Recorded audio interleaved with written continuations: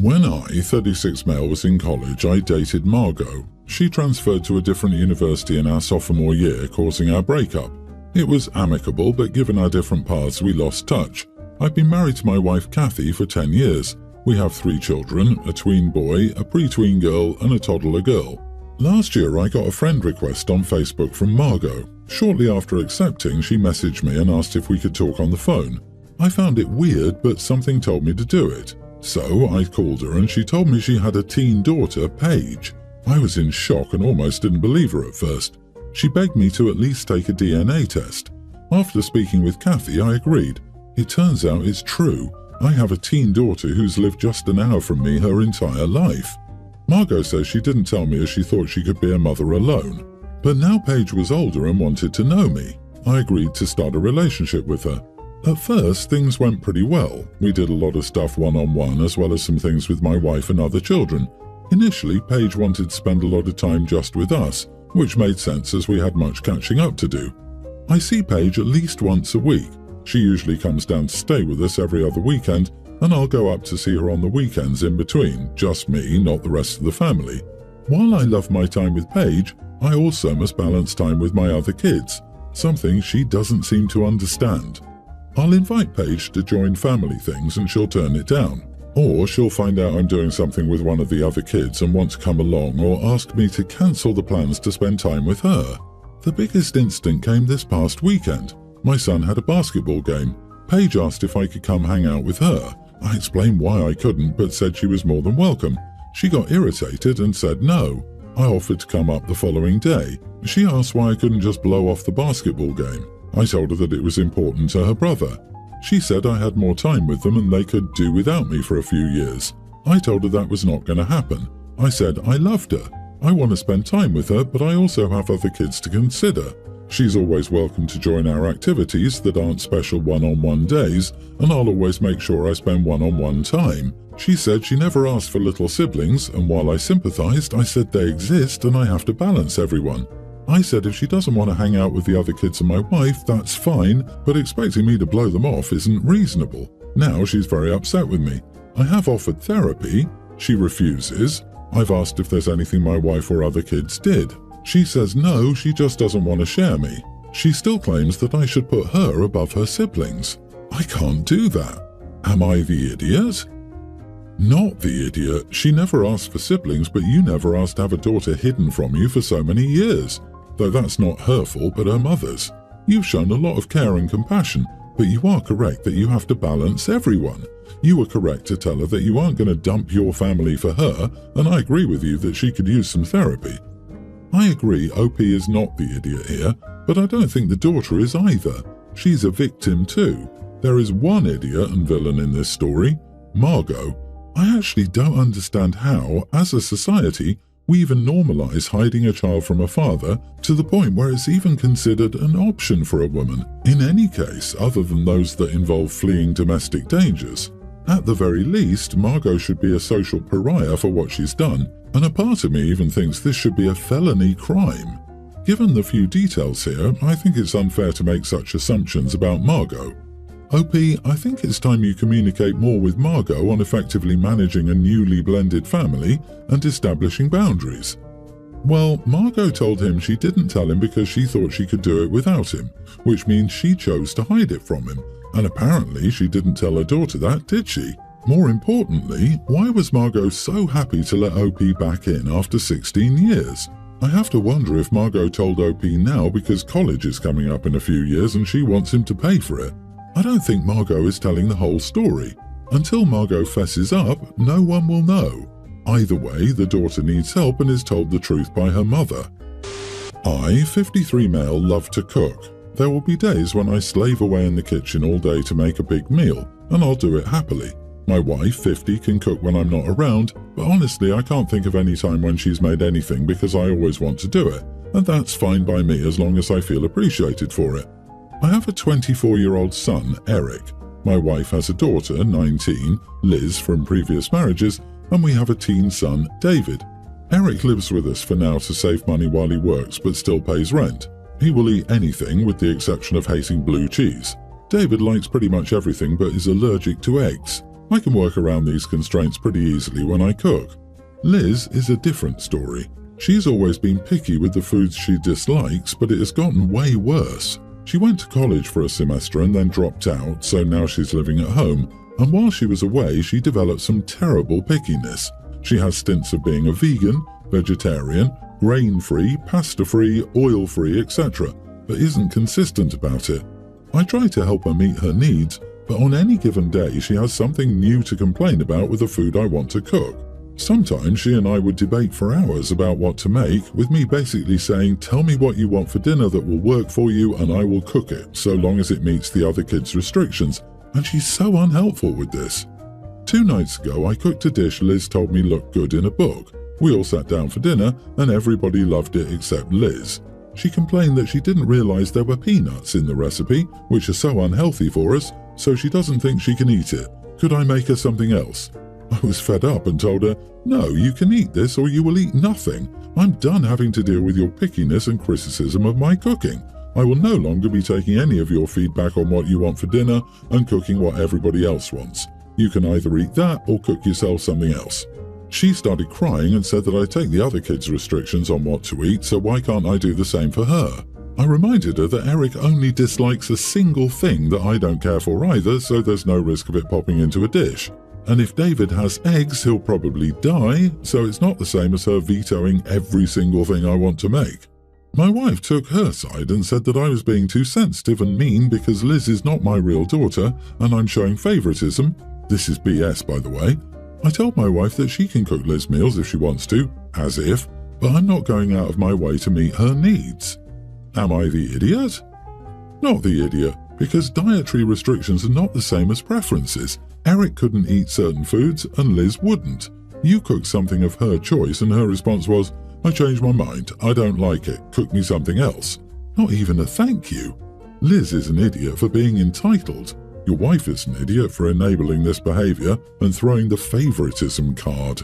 1000% this. I got halfway through reading this story and I was like, what a brat. She can cook her own damn meals if she's going to act like this. And Mom took her side? Nope. What really gets me is that they have a teen child together. OP and their wife have clearly been together since Liz was a toddler, and it follows the logic that OP has been in a fatherly role to Liz for most of her life. Mom doesn't get to pull this BS. Liz is a spoiled child. The rest of the family should not have to eat around her ever-changing whims. When I was 9, my dad got remarried to a woman with 2 kids. The main one that I'm going to be talking about is Maya, who at the time was 12. I get along really well with my stepmother and we did stuff together all the time. I also got along with my stepbrother well too. Maya and I did not get along at all though. I will fully admit that I bullied her about her appearance and body. A few years later, there was an incident where she physically attacked me because of it. Our dad and stepmom took us all to family therapy where everything was hashed out. The main issue that I realized was that I was really just copying the things that my stepmother would say to Maya as constructive criticism. With everything out in the open, we both apologized to her, and she said she accepted our apologies but later said she didn't forgive me. She fully forgave her mother, but she didn't have to forgive me because I wasn't family. That set the basis of our relationship. I still get along great with my dad, stepmom, stepbrother and my other siblings. Maya and I were primarily civil with each other and the rest of the time we lived together, but otherwise we had no real relationship. I say primarily civil because she would always find a chance to insert a small comment about me bullying her in the past. She would, however, never make such a comment about her mom, so I don't have any contact with her now. I've seen her in person maybe a handful of times in the last 10 years. I try to stay on the furthest side of the room for her in those times. Now on to the current issue. My husband and I don't have kids, but we've always loved spending time and spoiling our nieces and nephews. We've both been finding more recent success with our careers, so we've been doing more expensive activities with them and getting them better gifts. We've never included Maya's kids because we don't have a relationship with them at all. The kids have talked amongst themselves though, and hers now want us to include them. Maya is trying to frame it as me bullying her again by excluding her kids, when she's the one who decided I'm not family, so I'm not sure why she expects me to see her or her kids as family. Am I the idiot for not including my stepsister's kids because she told me I'm not her real family? You are not the idiot, but I'm not sure what Maya wants here, because if I want nothing to do with you and you traumatize the heck out of me, why would I want you in my kids' lives? I also wouldn't have the expectation that you need to get my kids anything. Is she seeing the gifts as compensation for her pain or something? She doesn't consider you family and doesn't want to forgive you, which is her right. However, I'd frame this as, what is it that you want here? At the moment, I think she looks bad for acting like you're not family, but your money is when it comes to her kids. She can't have it both ways. Seriously, I mean, stepsis continuing to throw barbs at her younger sister, refusing OP's apology, and denying her as family sounds like bullying in itself. The fact that stepsis still held OP accountable for a child's mistakes well into adulthood makes OP's lack of relationship with stepsis's kids completely understandable. Stepsis looking for handouts now looks gross. Yep, deep down Maya knows OP wasn't the real bully. That OP was parroting Maya's mother. She couldn't cut out her mother or place blame there, so she pointed the continued anger at OP. Maya knows OP isn't that way now and is jealous her children aren't being treated the same, and it's bringing up old hurts.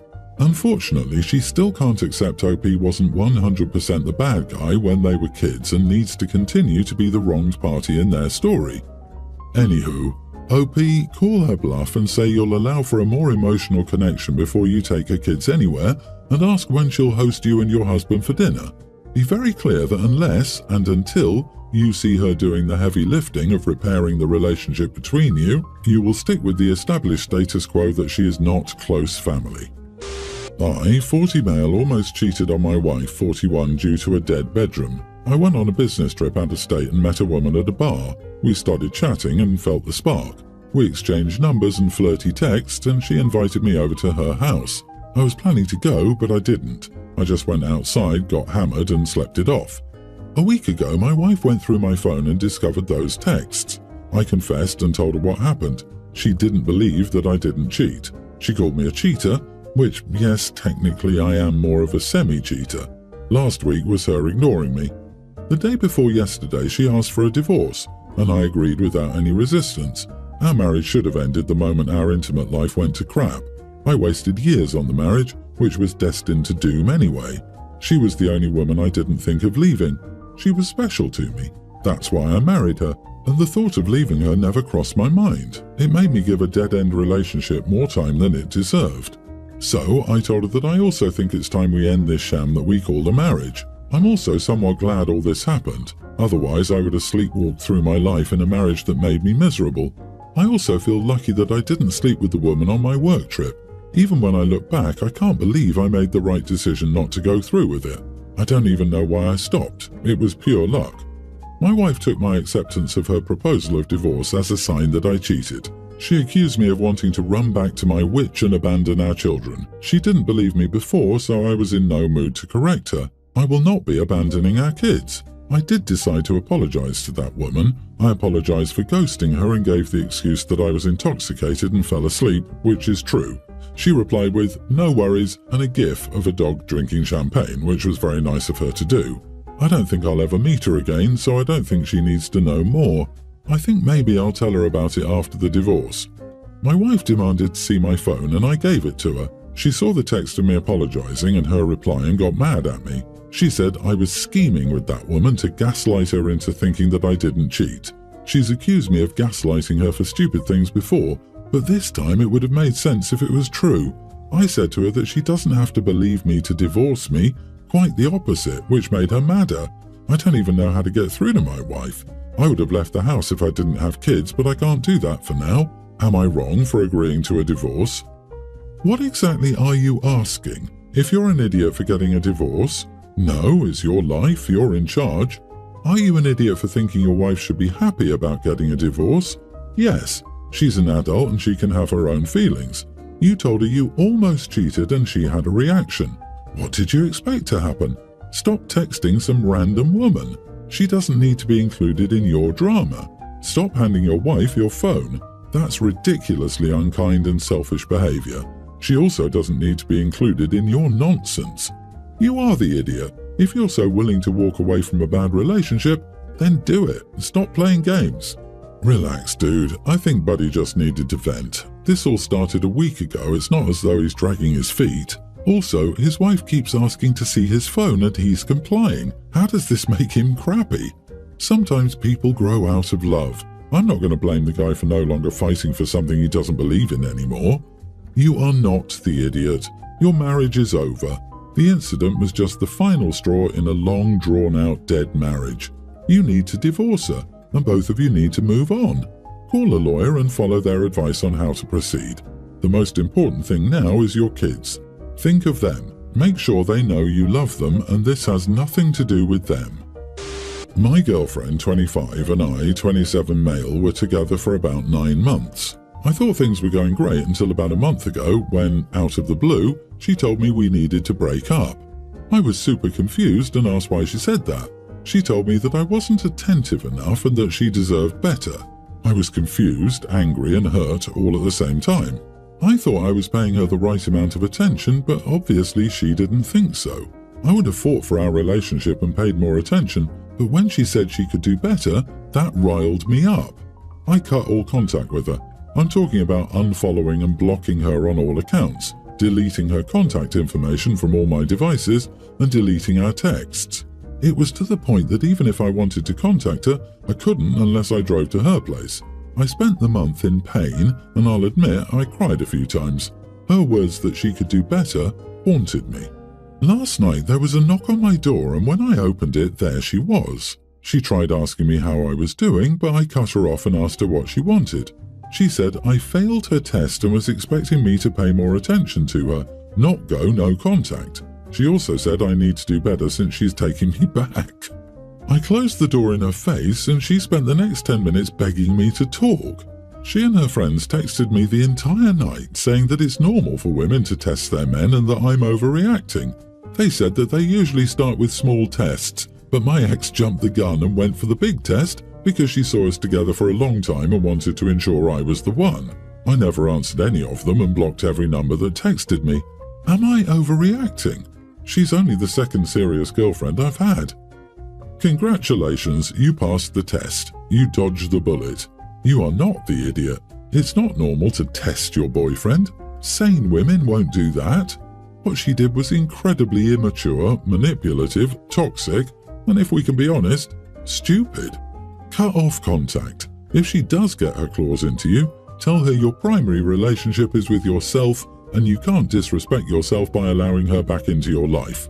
Oh, she wanted another guy but it didn't work out, now she's back. It's as simple as that. Because if this was a test, she waited a whole month to come tell you. No sir, she tried to get another dude but that didn't pan out. Do not believe the manipulation. Block her and her friends and get the revenge of living your life well.